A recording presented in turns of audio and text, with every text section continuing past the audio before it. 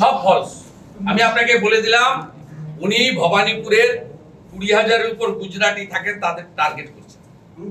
ওখানে শিখ থাকেন, তাদের টার্গেট করছেন। উনি ভবানীপুরের যে আমাদের কাছে লিস্ট এসে গেছে, উনি কোন কোন জায়গায়, আমাদের এটাতে লেখা আছে, Kolkata port, Bhabanipur, booth number 1, 13, 14 থেকে 18, 19 থেকে 27, 29, 33, 77, 80, 81, 88, 89। আমি একটু কীর্তি আজাদ, একটু বিবেক গুপ্তা, ওদের সঙ্গে কে কে আছেন না, মাঝে মাঝে ডেকে নিয়ে যান অল ইন্ডিয়া মারোয়াড়ি অ্যাসোসিয়েশনের সভা ইত্যাদি, দীনেশ বাজাজ, আর কে কে সব আছেন, তাদেরকে বলবো একটু এই বিষয়গুলো একটু দেখতে।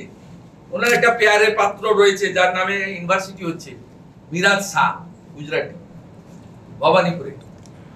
বলবো কি করছে দেখুন, আমরা করতে দেব। আমরা পুরো অ্যাক্টিভ হয়ে গেছি। একটা লোকের নাম বাদ দিলে, যে ভাষায় কথা বলে, বাংলা তো আমাদের মনে হৃদয়ে মিষ্টি ভাষা, বাংলা ভাষার মাধুর্য, আমরা সবাই বাঙালি, বাংলায় কথা বলি, কিন্তু আমরা ভারতীয়। আর পশ্চিমবঙ্গ হচ্ছে মিনি ইন্ডিয়া। আপনি খড়গপুরে গেলে সব ভাষার লোক পাবেন, শিলিগুড়িতে গেলে সব ভাষার লোক পাবেন। আপনি যে কাজটা করতে চাইছেন, এই কাজটা আপনি করতে পারেন না।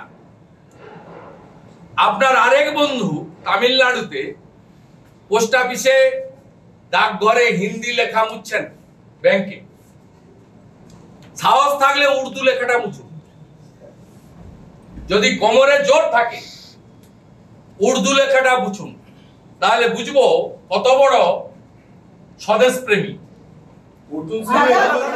আমাদের ভিডিও ভালো লাগলে লাইক এবং শেয়ার করুন। কমেন্ট সেকশনে গিয়ে জানান আপনাদের মতামত। আরও ভিডিও পেতে আমাদের চ্যানেল সাবস্ক্রাইব করুন এবং প্রতি মুহূর্তে খবরের আপডেট পেতে প্রেস করুন বেল আইকন।